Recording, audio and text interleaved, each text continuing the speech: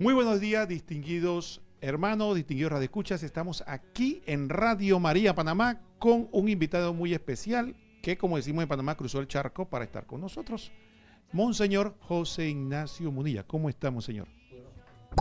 Encantadísimo de estar entre ustedes y la verdad que recién llegado y no he podido tener mejor llegada que entrar y conocer la casa de la Virgen, ¿no? Venimos a la casa de la Virgen como si fuésemos también a Nazaret y lo primero que visitamos es esta casa de Radio María. Ha sido maravilloso vuestra acogida, muchas gracias. Monseñor, usted no viaja solo, ¿podría decirnos con quién les acompaña? Pues sí, venimos los tres hermanos juntos, somos tres hermanos y bueno, un servidor. Uno de ellos es bastante conocido en esta gran familia de Radio María, mi hermano Esteban, que es sacerdote, tiene un año más que yo y él ha sido director de Radio María durante bastantes años, antes que el actual director, que es Luis Fernando Prada, ¿no? Y también mi hermana, nuestra hermana Ana Rosa Munilla, que ya tiene 6 años menos que un servidor y que, bueno, también es madre y abuela ya, y abuela. Y entonces los tres hermanos pues colaboramos mucho en la evangelización. Dios nos ha puesto juntos, nuestros padres sembraron en nosotros la semilla de la fe, entonces los tres juntos a veces pues hacemos nuestras incursiones evangelizadoras como esta, en las que de paso nos vemos, nos encontramos y ellos pues como son unos expertos en grabaciones, son unos expertos en cámaras y en cosas, a todo le sacan provecho, O sea que aquí estamos los tres, Esteban, José Ignacio, un servidor, y Ana Rosa. Bueno, quiero decir unas palabras con respecto a su hermano, Esteban. Cuando Esteban era director, el padre Esteban, era director de Radio María España, era un modelo para nosotros. Era yo que decía, que si San Pablo hubiera tenido radio, hubiera sido como Esteban. Era un evangelizador nato. Yo recuerdo que Esteban transmitía en cualquier esquina. Nosotros decíamos, le dan un micrófono, pone un paraguas, y de allí transmite. De hecho, me acuerdo de una cosa interesante que una vez transmitió, nosotros retransmitíamos muchísimo, nos ayudó muchísimo con su material para la renovación carismática en España. Yo ni siquiera sabía que había renovación carismática en España. Y digo yo, wow, este padre de verdad que es un verdadero, tiene una vocación misionera como dice. Así que quería decir unas palabras a Esteban, el padre Esteban, que le tenemos mucho cariño, mucho aprecio aquí en Panamá. Aparte que él fue el que me metió a mí, pues en Radio María. Hay que decir que yo antes de ser obispo, pues ya estaba en Radio María. Y fue él, mi hermano siendo director, el que me introdujo a mí en la radio. O sea que él tiene pues una parte muy importante, una culpa, entre comillas, ¿no? Una culpa muy importante de toda esta historia. Muy bien, monseñor. Para muchas personas que lo admiran, lo ven, incluyéndome a mí, en Panamá a través de las redes. De hecho, tengo que contarle algo, voy a hacer una infidencia aquí en Radio María. Cuando supieron que usted venía para Panamá, mis hijos me hacían una broma. Mis hijos me decían, vas a conocer uno de tus héroes, me dijeron. Porque en mi casa es muy común que veamos su video en familia gracias a las televisoras. Ahora, gracias a Dios, en YouTube uno puede poner el televisor y puede, en vez de ver por televisión, de esas televisiones que no son tan productivas, uno puede ver un video de una formación, una catequesis que edifica. Y ellos me decían, ese es uno de tus héroes, porque te la pasas viéndolo. Bueno, así que esa era una infidencia que quería dar. Entonces, monseñor, queremos empezar por el principio. Cuéntenos, antes de monseñor, José Ignacio. ¿Quién es José Ignacio? ¿Dónde nació? ¿Su niñez? Cuéntenos un poco. Bueno, pues nuestra familia somos del País Vasco. El País Vasco es una zona que está en el norte de España, ya lindando con Francia, no muy lejos de Lourdes, ¿no? Lindando con Francia.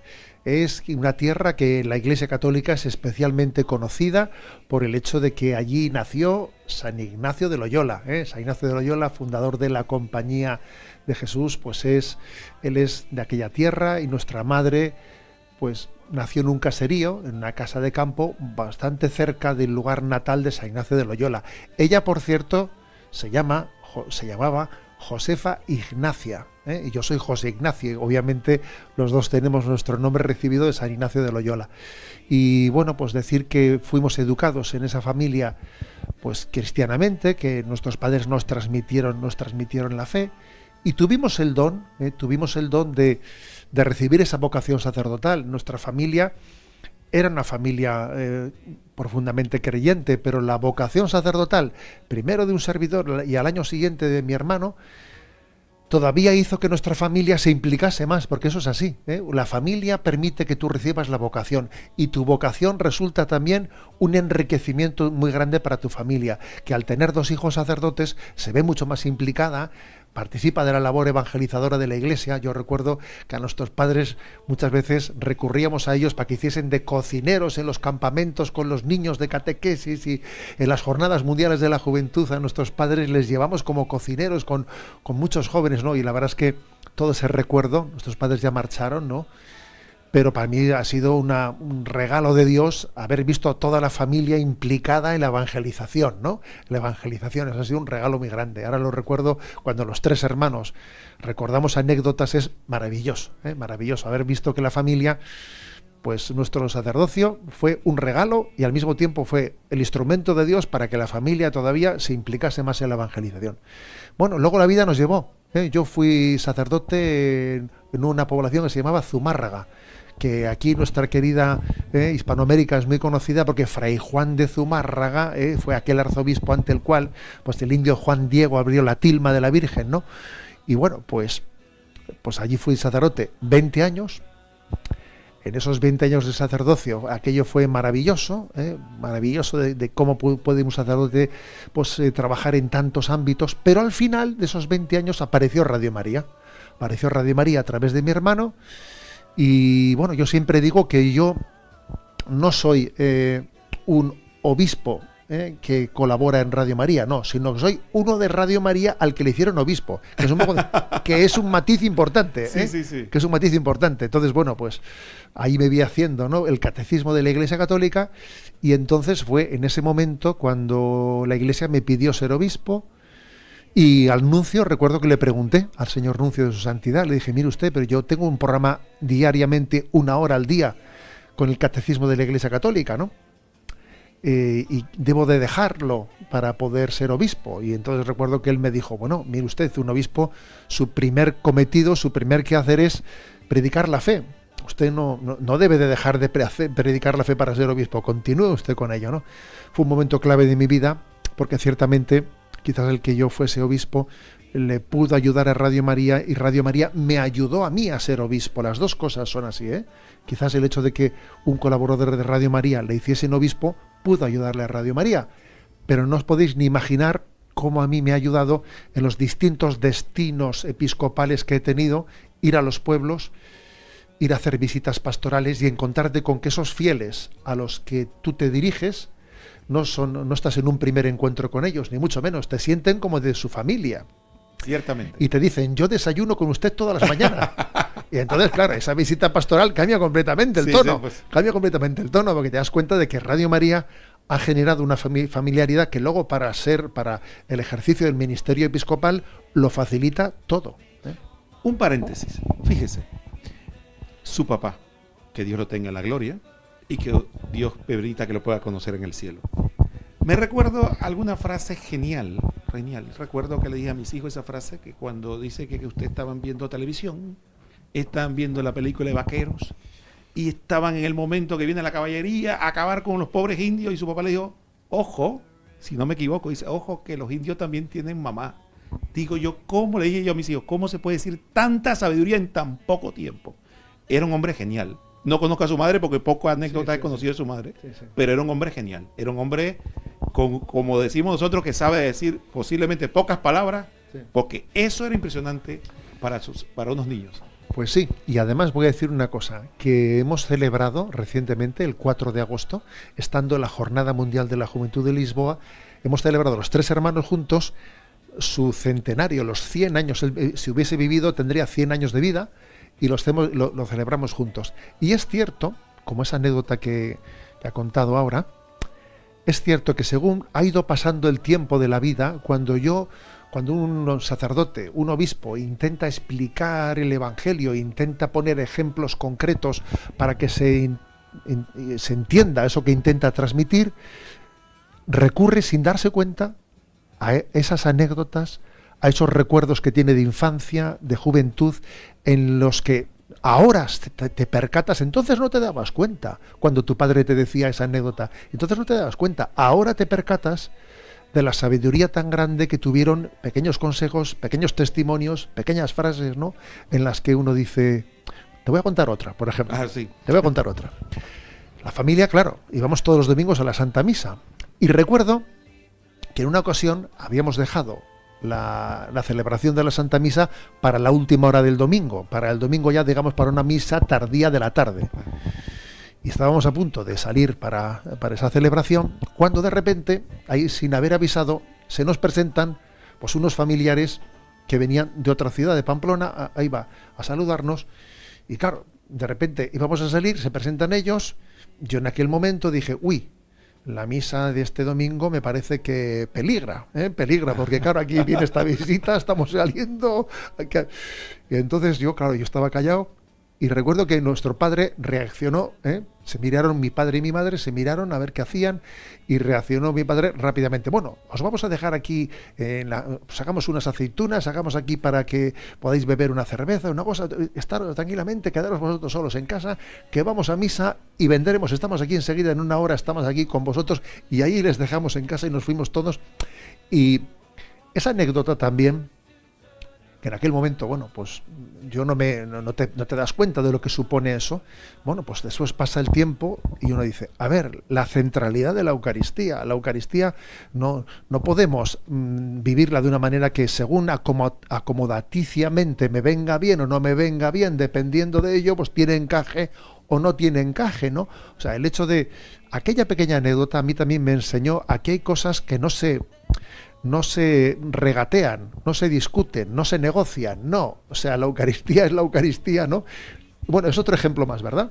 No, pero bueno, yo le saco más filo. O sea, ahí está la prudencia, la virtud de la prudencia. Las personas vinieron, los atendí, los recibí, no se sintieron mal y fui a la Eucaristía y regresé. O sea, es una cosa no fue que, bueno, no los podemos atender ahora. No. Es una cosa interesante. Monseñor, también volviendo un poquito hacia atrás, yo siempre le pregunto esto a los sacerdotes, porque yo le digo a los sacerdotes, igual que yo, porque yo tengo 57 años, algún día fuimos último modelo. Ya no tanto, ya somos de medio uso, pero cuando usted era último modelo, hombre joven, gallardo, con sueños, y me imagino que con alguna admiradora por ahí, ¿cómo surgió esa vocación al sacerdocio? Cuéntame. Bueno, en mi caso, la vocación al sacerdocio, la verdad es que surgió allá con esos 17 años, cuando un joven ya termina esa edad y tiene que dar el salto a la universidad. Yo jamás me había pensado en la posibilidad de ser sacerdote, es algo en lo que no había considerado, ¿no? No sé si el Señor igual sí que quería llamarme, pero yo daba ocupado con el número y no lo sé. Pero lo cierto es que no tenía conciencia de haber soñado eso, o de haberlo pensado. Y en mi caso ocurrió un acontecimiento, y es que yo estaba en un pequeño grupo de jóvenes en el colegio, que éramos muy minoritarios, porque ya en aquel tiempo la secularización estaba muy avanzada en España. Y entonces el sacerdote, el capellán del colegio, nos invitó a hacer pues un retiro, unos ejercicios espirituales, y yo accedí, y bueno, pues estando en esa circunstancia, al finalizar esos ejercicios, bueno, durante ellos, el sacerdote dio una charla sobre la vocación. Y yo, como pensaba que eso no era para mí, me acuerdo que dio un papel en el que estaban escritas distintas citas evangélicas sobre la llamada de Jesús a los apóstoles. Y yo me acuerdo que esa meditación no la hice.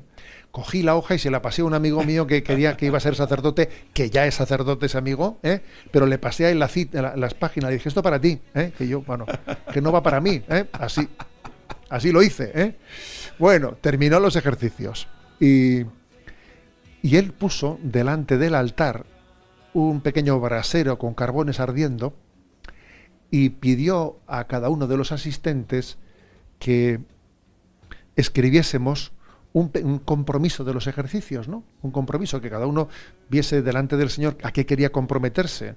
Y en las ofrendas nos levantábamos y nos acercábamos y lo echábamos en el brasero con los carbones ardiendo. Y yo veía que mis compañeros iban escribiendo, cada uno lo suyo, y a mí recuerdo perfectamente que no se me ocurría que escribir. Y digo, bueno, a misa ya voy, del rosario ya lo rezo, no se me ocurría. Y entonces recuerdo que quedándome el último, ya un poco apurado, pues firmé el papel en blanco y puse José Ignacio. Y le dije, Jesús, lo que tú quieras, que a mí no se me ocurre. Y eché el papel. Y solo puedo decir que aquella misma noche, porque concluimos, fuimos a casa, aquella misma noche, era un 12 de noviembre, por primera vez en mi vida, me vino, ¿no?, a mi mente, a mi conciencia, a mi corazón, con una fuerza difícil de entender y de explicar, la idea de que el Señor podía querer de mí, que fuese sacerdote. Y entonces en aquel momento pues me acordé del papel que había firmado en blanco y que yo había puesto a José Ignacio y le había dicho a Jesús, lo que tú quieras, ¿no? Y entonces entendí que el Señor estaba hablando y claro, y aquello lo fue escribiendo en mi corazón. Y así fue, ¿no? Mi vocación fue de esa forma. Por eso yo, en mis predicaciones, insisto mucho, no solo en tema vocacional, sino en todos, que ante Dios tenemos que firmar un cheque en blanco.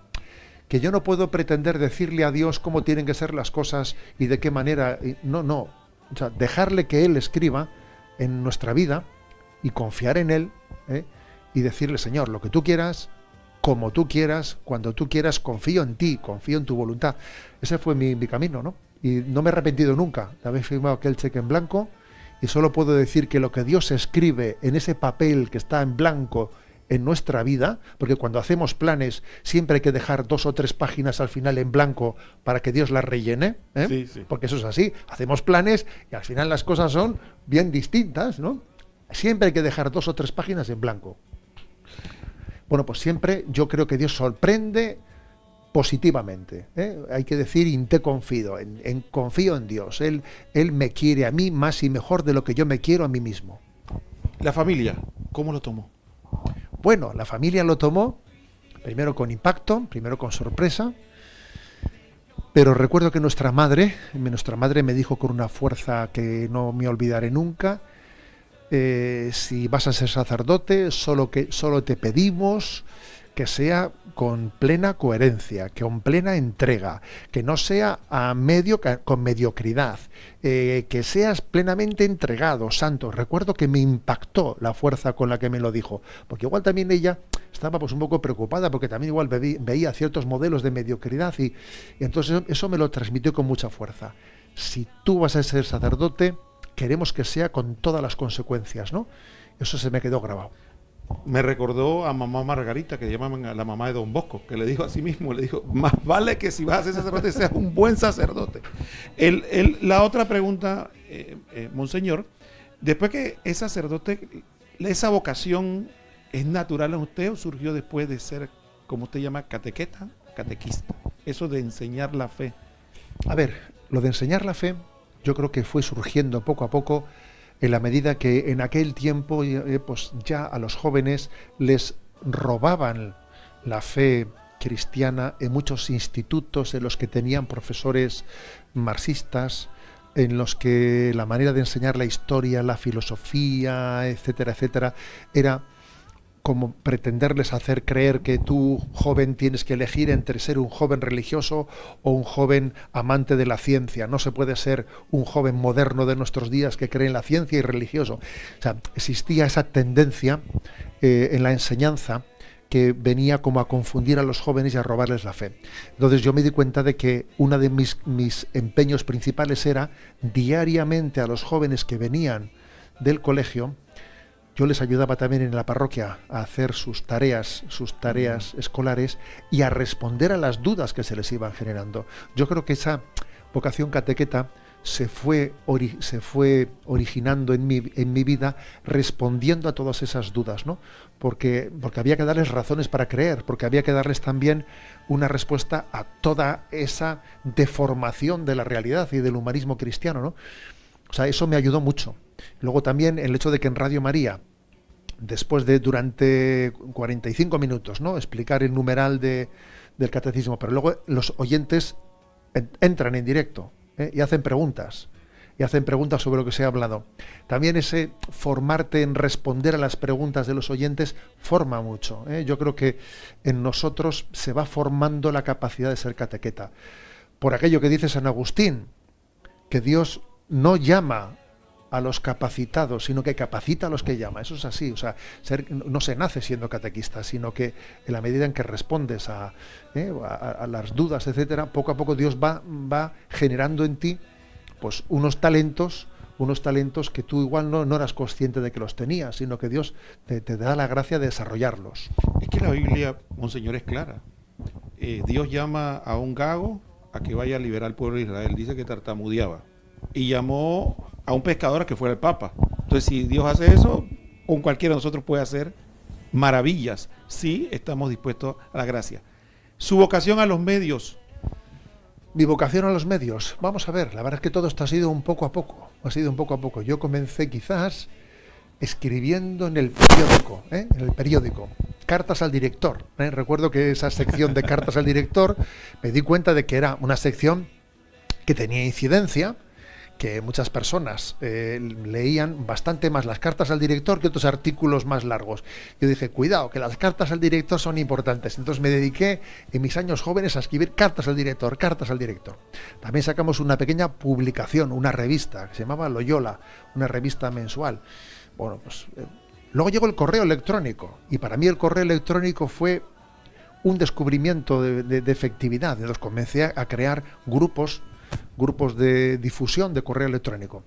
Luego llegaron las redes sociales, y a mí las redes sociales primero me parecieron una tontería. Dije, esto es una tontería, esto es una vanidad, esto es... Pero ya vocación de profeta no tengo, ¿eh?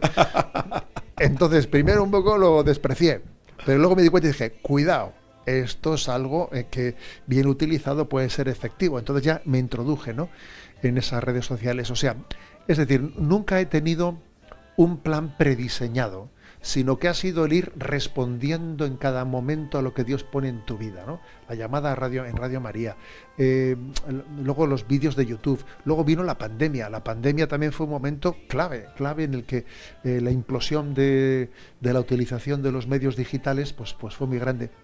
Digo yo que en mi vida no creo que esta, a uno diría, usted tendrá una estrategia comunicativa, ¿no?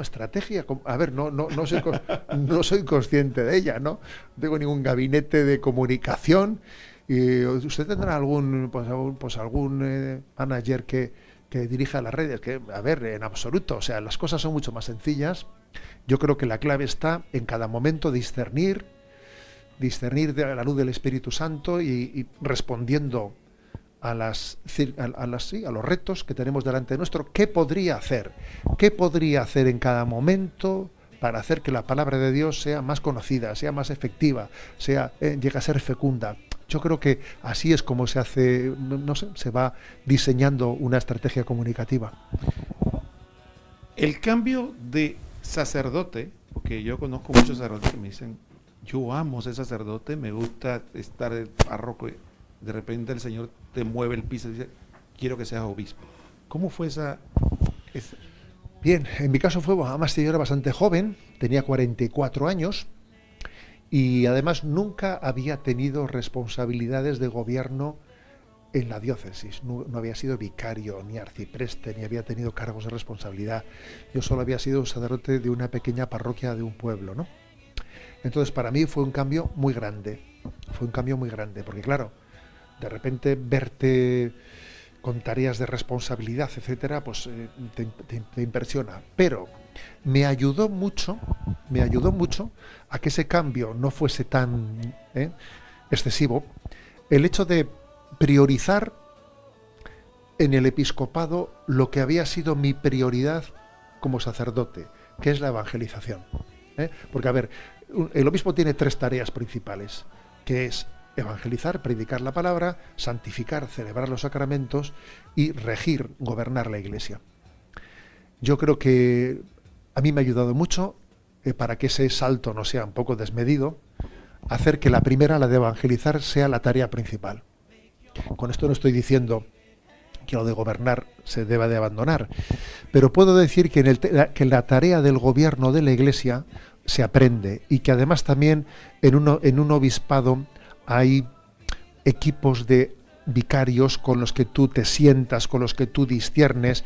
Rezamos al comenzar la reunión, pedimos luz al Espíritu Santo, ¿qué haríamos con este problema? ¿Qué haríamos con el otro? También se aprende a gobernar, igual que se aprende a predicar, igual que se aprende a ser catequista, también se aprende a gobernar, porque en la vida de la Iglesia, gracias a Dios, hay muchos consejos consultivos que ayudan mucho para que alguien se... Entonces, bueno, pues fue un salto grande. A veces cuando te tienes que tirar a la piscina y no sabes nadar, algún traguito de agua, tienes que asumir que vas a tragar agua alguna vez, ¿no? Pero Dios ayuda. Y de nuevo voy a lo que he dicho antes, ¿no? Que Dios no llama a los capacitados, sino que capacita a los que llama. Entonces fue un salto grande, pero me ayudó mucho el tener un hilo de continuidad con Radio María, el que ya antes estuviese en Radio María y continuase con ello, porque me parece que sería también un poco triste que por el hecho de haber pasado a ser obispo, pues pasemos a ser un poco, como diría yo, unos gestores funcionarios, ¿no? Y dejemos de ser predicadores directos de la palabra, ¿sabe? Eso me ayudó mucho el continuar con esa imagen. Y bueno, Dios ayuda.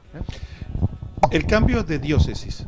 Creo que fue un cambio de diócesis, en mi opinión, muy mediático. En los medios, por lo menos los medios digitales, acá del otro lado lo vimos cuando fue montando la burra. Pero una cosa que me llamó la atención, cuando iba montando la burra, iba la gente, no le decían bienvenido monseñor, sino que aparecían muchos cartelones, en ti confío, y el canal de YouTube. ¿Puede contarnos algo de eso? Vamos a ver, sí. Bueno, quiero decir una cosa, porque también hay que hacer justicia a mi primera diócesis, porque siempre la primera diócesis del obispo es su primer amor. Lo que pasa es que en la primera diócesis de Palencia estuve muy poco tiempo, solo 3 años. Y luego fui 12 años de San Sebastián. Y luego el cambio de San Sebastián a Orihuela Alicante, pues quizás fue un poco el que tuvo mediáticamente más repercusión, porque claro, ahí hay una ceremonia en la que el obispo, emulando a Jesucristo, que el domingo de Ramos entró montado en aquel caballo blanco, en aquel burro blanco, pues el obispo hace también ese rito, se monta vestido con sus pues vestimentas de obispo en ese burro blanco y entra en la ciudad de Orihuela, ¿no? Fue algo que tiene un eco tremendo, miles de personas. Bueno, vamos a ver, allí me encantó ver aquel signo de fe en el que el pueblo acoge a quien es enviado, ¿no? Es enviado como en nombre de Jesús a ser su pastor, y me encantó la iniciativa que hubo allí de que a alguien se le ocurrió, como el obispo tiene un lema episcopal, porque todos los obispos cuando nos nombran obispos se nos pide que cada uno elijamos un lema episcopal, ¿eh? Entonces en mi caso el lema episcopal es en latín in te confido, en español sería en ti confío o en vos confío, que es la respuesta a esa invocación del Sagrado Corazón de Jesús, en vos confío, en ti confío, ¿no? Y el lema episcopal va acompañado de la imagen del corazón de Jesús, ¿no? El corazón de Jesús herido por nuestros pecados, signo del amor de Dios. El hecho de que el pueblo de Dios recibiese al obispo con pancartas, en te confío, en ti confío, en ti confío, a mí me impactó porque dije, madre mía, estos han captado lo esencial. Dios les ha dado el don de captar lo esencial, como diciendo, a ver, confiamos en Dios. Dios nos envía ahora un pastor. Dios nos ayudará. No caminamos solos, ¿no? Es el acto de confianza. El acto de confianza de decir, a ver, es que no seamos ateos. O sea, Dios está con nosotros, ¿no? Dios existe y no eres tú. Confía. ¿Me explico? Sí. Ya está, ¿no? Dios existe y no eres tú, confía, ¿no? Yo creo que fue muy bonito fue una confesión de fe por parte del pueblo de Dios, además una gran fiesta en la que la fe y la fiesta se conjugan. Es muy hermoso ver cómo en algunos pueblos de España y de Hispanoamérica la fe y la fiesta forman una cultura, se integran de una manera que dice uno, qué belleza, ¿no? Qué belleza, cómo la fe ha dado luz a una cultura. Decía San Juan Pablo II, que por cierto me ha encantado ver cómo aquí en Panamá la visita de San Juan Pablo II ha dejado mucha huella, porque he visto las calles con su nombre, etcétera. Sí. Bueno, San Juan Pablo II dijo que la fe, una fe que no llega a crear cultura, es una fe no suficientemente recibida. Y yo creo que es obvio, ¿no?, que en nuestros pueblos la fe ha sido acogida, porque es que ha generado cultura, como esa gran fiesta del recibimiento del obispo, como esas tan grandes fiestas populares, patronales, en las que el folclore, la alegría con la que se expresa la convivencia, vienen como a decir que la fe ha germinado, ha creado cultura y sobre todo ha generado alegría. Porque es hermoso ver, ¿no?, que la fe católica genera alegría en los pueblos, ¿no? Y eso es muy hermoso. Hay una frase popular que habla de que no hay rosas sin espinas. Sin embargo, hay una frase que le atribuyen a Santa Rosa de Lima que dice que es al revés, que cada espina trae una rosa. Entonces, hemos hablado un poco de las rosas, hablemos un poco de las espinas. Usted mismo ha mencionado en sus charlas que la situación es un poco difícil en España, hay mucho secularismo. ¿Cómo ve usted la evangelización en España? Pues sí, y me parece muy bien, me parece muy equilibrado, ¿no? Esa pregunta, porque es obvio que la cruz y la gloria están integradas. No hay cruz sin gloria, no hay gloria sin cruz, las dos están integradas. Y obviamente evangelizar es una gran alegría. Ay de mí si no evangelizare, ¿no? Pero obviamente evangelizar supone también abrazar la cruz, pues porque cuando estamos en una cultura secularizada, en la que se intenta expulsar a Dios de la vida pública, reducirlo únicamente al interior de nuestra conciencia, etcétera, claro, en ese momento, cuando alguien quiere predicar públicamente la fe, está sobrando. Y además, claro, en la medida en que se ha ido introduciendo entre nosotros unas ideologías que van arrancando las raíces cristianas de nuestra cultura, pues claro, entonces resulta que llegamos a ser antipáticos, ¿no? Pues por ejemplo, pues cuando en España todos estos años, en mi caso, por ejemplo, ha sido bastante conocido y notorio, etcétera, pues que yo he utilizado pues muchas fuerzas y muchas energías en hablar de la dignidad de la vida y en condenar el aborto, por poner un ejemplo, ¿no? Entonces, claro, eso resulta que revuelve las conciencias, ¿no? Porque la confesión de la fe, yo creo que tiene que llegar, primero, confesar la fe, segundo, intentar vivir nosotros, tiene 4 niveles. Segundo, confesar la fe íntegramente. Segundo, intentarla vivirla nosotros coherentemente. Tercero, intentar transmitirla. Y cuarto, también, rebatir los errores contrarios a ella. Son 4 niveles. Entonces, claro, cuando se rebaten los errores contrarios a la fe, obviamente hay persecución. Vamos a ser claros. Es inevitable. Y a veces tenemos grandes medios de comunicación generalistas, los que son preponderantes, que no perdonan a quien habla públicamente, que ejercen como de policía, iba a decir yo, policía del pensamiento único, que de manera señalan a aquel que se atreve a decir lo que es contrario. Eso es así, Entonces, por eso es tan importante que tengamos nuestros medios propios, como Radio María. Correcto. Porque es que de lo contrario, nuestros fieles no llegan a recibir la palabra directa de la Iglesia, sino que nuestros fieles reciben una lectura deformada que algunos medios de comunicación hacen de lo que la Iglesia ha dicho. No, nosotros queremos llegar directamente a los fieles y comunicarles directamente, no que alguien diga lo que yo he dicho, no. Porque ya sabemos lo que es la deformación. Entonces, bueno, pues esas cruces existen las cruces de las incomprensiones, de las persecuciones, pero ¿qué es eso comparando con la alegría de poder evangelizar y además de ir recibiendo noticia de que las conversiones se producen? Porque es cierto que aunque avanza la secularización, se producen, y esto lo sabemos bien los que estamos en Radio María, se producen continuamente conversiones por aquí y por allá, y eso es un milagro. Y eso es un don tan grande que al lado de ello, todas las persecuciones, todas las cruces, todas las calumnias, todos los problemas que tengamos están bien pagados, ¿no? Para esa gloria tan grande que es de salvar almas, ¿no? Esa es mi experiencia. Sí, porque es importante, ya no sabemos los insultos, ¿no? Fascista, ultraderechista, retrógrado, intolerante. Ya no la sabemos, así que eso no es un menú muy seleccionado. La otra espina, monseñor. Y yo quisiera hacer una analogía, que obviamente no es igual, pero cuando salen los apóstoles a predicar, sale todo el mundo a predicar y de repente alguien dice, ¡hey! Los paganos no debemos incluirlo, debemos circuncidar, y se forma en la iglesia y Pablo dice que va para allá a aclarar eso y se forma, y bueno, una cosa que se veía muy bonita, de repente se forma un conflicto que duró. En la iglesia estamos viviendo un momento poco confuso. Algunos hablan de tiempos de confusión. A veces se dan declaraciones que hay fuego amigo. Puede ser que sean mal interpretadas o no bien interpretadas, o a veces son, como digo yo, metidas de pata. Pero estamos viviendo esa situación y eso es una cruz. Muchos fieles se sienten, ¿a dónde acudo? ¿Qué hago? Entonces yo sé que es una cruz para un obispo. Cuéntenos. Sí, sí es una cruz para un obispo, esta situación que a veces se genera de confusión, etcétera.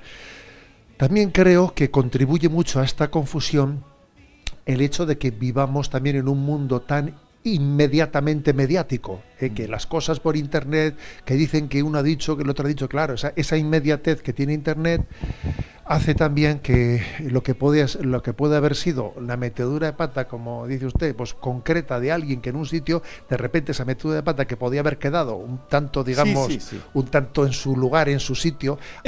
Perdone, no es lo mismo una homilía en YouTube Claro. que una homilía para unos cuantos feligreses.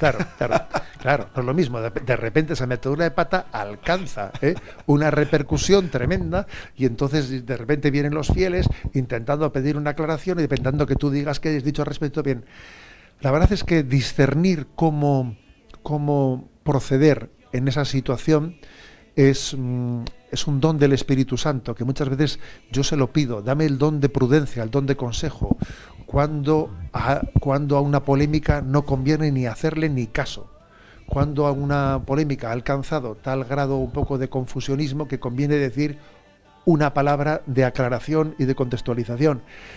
Es importante, pero lo que es obvio es que se requiere un criterio de discernimiento y un conocimiento de la doctrina de la Iglesia. Por eso es tan importante el catecismo de la Iglesia Católica y el conocimiento de la doctrina social católica, porque es que de lo contrario estamos a merced de que uno ha dicho, el otro ha dicho, la doctrina de la Iglesia es la doctrina de la Iglesia y está recogida en el catecismo de la Iglesia Católica, y eso está más allá de que uno dice que ha dicho, que no ha dicho, que sí ha dicho, O sea, es muy importante el que tengamos un conocimiento directo e inmediato de nuestra fe para no estar a merced de las crisis que se generen porque alguien dijo o no dijo. Sí, hay otra realidad que pues, definitivamente es muy dolorosa en la Iglesia y que evidentemente es público, que es la relación que tiene el Papa con Alemania. Eso nos causa a nosotros mucho dolor. Algunos están hablando de cisma, otros no están hablando de cisma, pero definitivamente es una herida en la Iglesia por la cual creo que más que criticar debemos mucho orar por ella.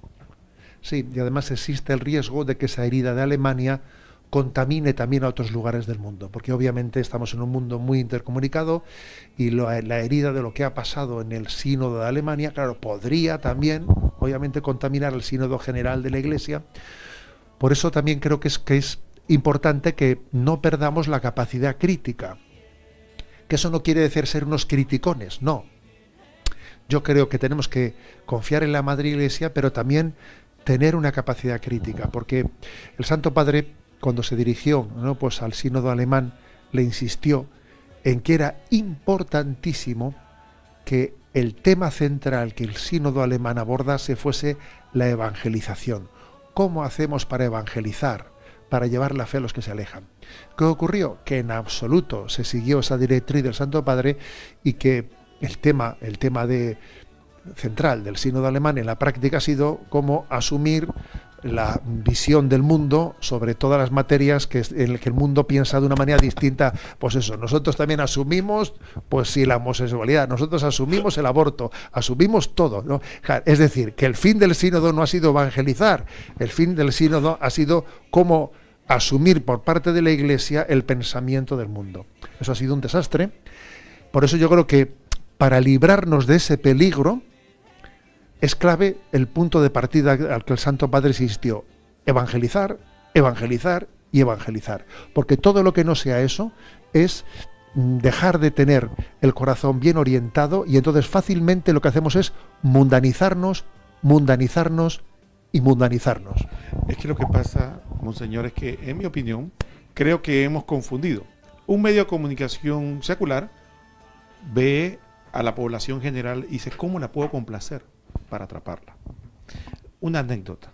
Cuando Radio María inició, cuando era un sueño en Panamá, recuerdo que nos decían algunas personas católicas comprometidas, y yo era uno que recibía esas, decía, una emisora que se la pase hablando de la Biblia, del catecismo y rezando, eso no va a atrapar a nadie. a nadie le va a importar, eso va a desaparecer. Bueno, ahí está, Radio María tiene 25 años. Entonces, creo que es un poco de falta de fe, ¿no? Falta de fe. Sin embargo, hay una realidad que es la que tenemos que vivir. Hay definitivamente una situación o una dualidad.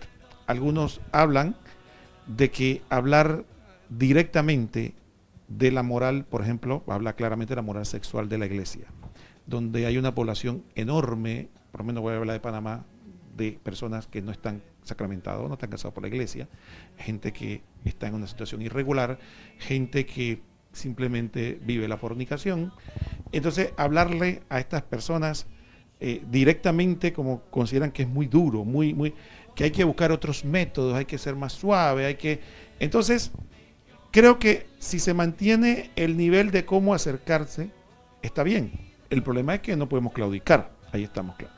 ¿Puede darnos algunas pistas de su experiencia pastoral, cómo abordar esos temas tan espinosos con la población? Vamos a ver, yo creo que la clave está en que lo primero sea el anuncio querigmático.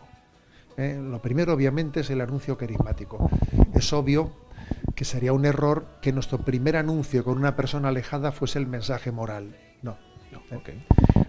El primer anuncio tiene que ser el de decir, Dios te ama, y ese profundo sufrimiento que tienes en tu vida, ojo, que todo el mundo sufre y mucho, y las personas que están, todos sufrimos, pero quienes están además en situaciones alejados de Dios todavía sufren más, sufrimos todos.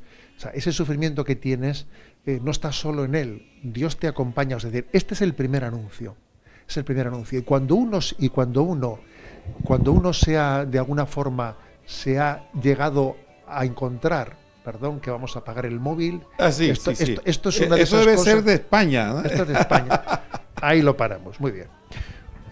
Cuando de alguna manera uno se ha llegado a encontrar con Cristo, ha tenido un encuentro vivo con Jesucristo, la exigencia moral firme y coherente le parece lógica.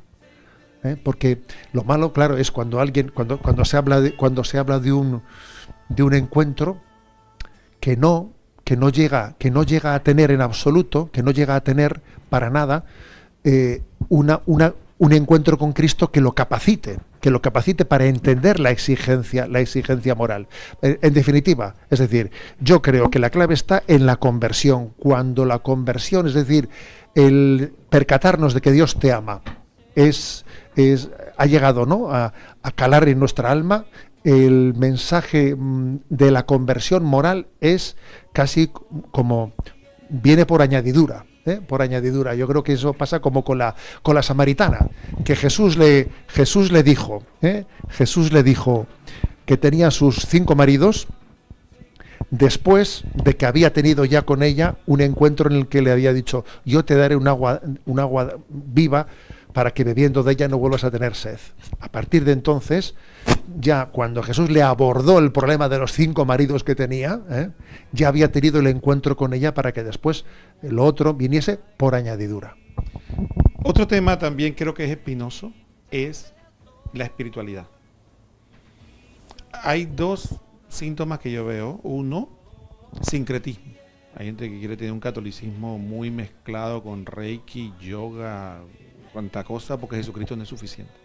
Pero el otro aspecto, en lo interno de la iglesia, pareciera como que hay un enfriamiento, un pérdida de amor por la Eucaristía, pérdida de amor por la Virgen María, ya nos atrevemos a rezar a los santos. Recuerdo una anécdota. En YouTube, un sacerdote confesó que durante 10 años de sacerdocio, él no le oraba a la Virgen, no le oraba a los santos, no le oraba a nada, porque él tuvo una conversión siendo sacerdote. Dice, yo descubrí la iglesia. O sea, sí hay como un enfriamiento, o puede darse un enfriamiento en la espiritualidad por ambos lados. Voy a hablarnos al respecto. Sí, y además es uno de los temas de los que tengo deseo de abordar en estas charlas y conferencias que espero tener con vosotros estos días, con motivo del 25 aniversario de Radio María en Panamá. Creo que este es un tema. Hemos pasado del Cristo sí, Iglesia no, allá de los años 60 o 70, al espiritualidad sí, religión no, de nuestros días, ¿no? Sí. Que en el fondo es la nueva era. Es la nueva era en la que cada uno se va haciendo una espiritualidad a su medida, como cuando uno va al supermercado y en el supermercado pues va eligiendo algún producto que le guste de una estantería o de otra estantería, pero en el fondo es él el que se hace una espiritualidad a su medida, ¿no? Olvidando algo clave, que es Dios el que se ha revelado. Es el Dios el que se ha revelado en Jesucristo, que el camino para llegar al Padre es Jesucristo. Es Jesucristo quien ha puesto en manos de la Iglesia esa revelación para que la custodie y para que la predique, ¿no? O sea, en el fondo, fijaros bien, es como una espiritualidad en la que Dios no es el centro, sino el centro soy yo.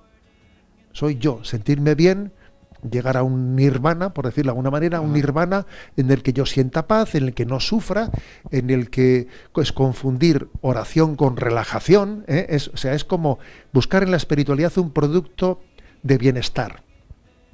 Ahora yo, sin embargo, cuando le veo a Jesucristo rezar en el huerto de los olivos, no le veo muy relajado, no le veo que esté buscando una... A ver, es que confundimos la oración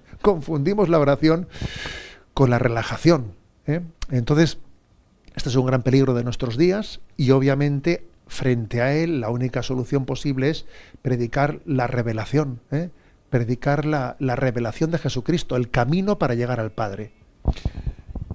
Otro aspecto también que puede causar confusión es enfriamiento de parte del clero y a veces, porque generalmente yo no quiero hablar, porque ya eso se ha hablado mucho de los escándalos, yo hablo más bien, me gusta hablar más, qué es lo que yo escucho en mi día a día a veces. Mi sacerdote no me quiere confesar, el sacerdote no quiere celebrar la misa, el sacerdote no quiere, uno le dice que haga una hora santa y dice, no, háganla ustedes. Entonces, el reto que el laico tiene que vivir frente a eso, ¿qué usted le aconseja? Vamos a ver, yo creo que está claro que es muy importante la santidad de los sacerdotes para que la vida de la Iglesia sea fuerte, ¿no? Pero también, fijaros bien, yo tengo mi experiencia de que nos ayuda muchísimo a los sacerdotes ver también en nuestro entorno unos laicos, unas familias que apuestan por la santidad, que apuestan por poner a Jesucristo en el centro de su vida, y eso a un sacerdote le interpela.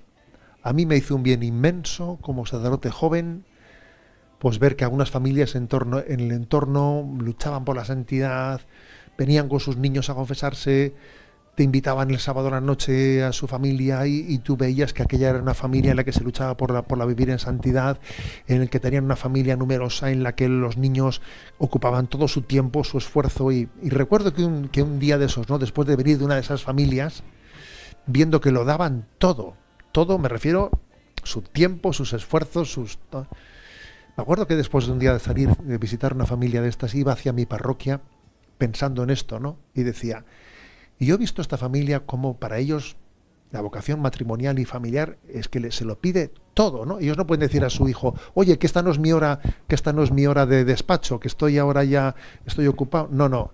Yo ahora voy a ir a mi parroquia y voy a decir, perdón, yo solamente atiendo el despacho parroquial de 8 o 9 y media, no, este es mi tiempo. Dije, no, si ellos lo dan todo, yo también lo tengo que dar todo, ¿no? O sea, que hay un estímulo mutuo en el seno de la Iglesia. Yo creo que tenemos que estimularnos mutuamente, más que criticarnos, estimularnos mutuamente, porque cuando alguien se entrega, os aseguro que a un sacerdote algo que le ayuda mucho a su santidad es ser testigo como de otras personas se entregan a la santidad. Eso te estimula, te impacta, te interpela, ¿no? Entonces yo creo que ¿qué puedes hacer tú para que tu párroco, tu sacerdote, sea más entregado, pues entregarte tú? Porque entregándote tú, sin duda alguna, estarás poniendo en marcha, ¿no? Pues una dinámica de conversión que cambiará las cosas.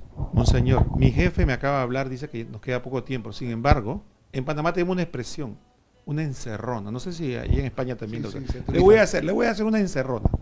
Mi hija hace poco vino de España, estaba por allá, y tuvo la oportunidad, y mi esposa también tuvo por allá, de conversar con jóvenes españoles.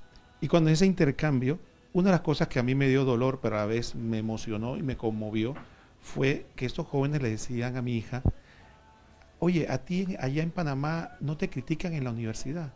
allá en la calle, tú puedes andar con esa cruz sin problema. Ella se quedó muy conmovida porque dice, yo no sabía que en Panamá yo tenía eso. Dice, acá no es difícil. Eso significa que en España hay muchas familias que son héroes, verdaderos héroes, en transmitir la fe frente a un ambiente como eso, cuando esos jóvenes con esa sinceridad. Un consejo para las familias finalmente sobre eso de la educación de los hijos. En España hay verdaderas familias santas porque soportar ese ambiente son verdaderas familias santas. A ver, yo creo que tenemos que ayudarnos entre nosotros, ¿eh? No somos supermanes, necesitamos también un ambiente en el que salir fortalecidos. Hay un refrán en España, que supongo que habrá saltado también el charco el Atlántico, que dice, el que a buen árbol se arrima, buena sombra le cobija. ¿Ves tú cómo los refranes vuelan por encima del Atlántico? Entonces, bueno, pues ese refrán que quiere decir que tenemos que buscar espacios eclesiales en el que encontrarnos los matrimonios, en el que también nuestros hijos se puedan ver, se puedan ayudar, pues porque sí, porque el ambiente es complicado, el ambiente camina por caminos de secularización, y entonces el encuentro entre los matrimonios, el encuentro entre las familias, que nuestros hijos tengan espacios y lugares en los que verse y encontrarse es una gran apuesta. Es una gran apuesta que cuesta, es un esfuerzo. A veces esas familias que han estado toda la semana trabajando y que tendrían ganas de estar tranquilos un fin de semana, hacen un sobreesfuerzo de ponerse en marcha para acudir a un retiro, a un encuentro. Es una gran apuesta, pero merece la pena, porque quien a buen árbol se arrima, pues buena sombra le cobija. Bueno, monseñor, muchísimas gracias. Ha sido un verdadero privilegio poder compartir esta primera entrevista que ha tenido acá en Panamá, y le damos las gracias nuevamente por haber cruzado el charco y acompañarnos acá, que Dios de seguro va a ser una bendición para todos nosotros. Así que, distinguidos hermanos y radioescuchas, no queda más que decirle que hoy estuvo con ustedes Roquel Cárdenas y monseñor José Ignacio Munilla en este programa especial, y le deseamos a todos que el Señor los bendiga. Hasta pronto.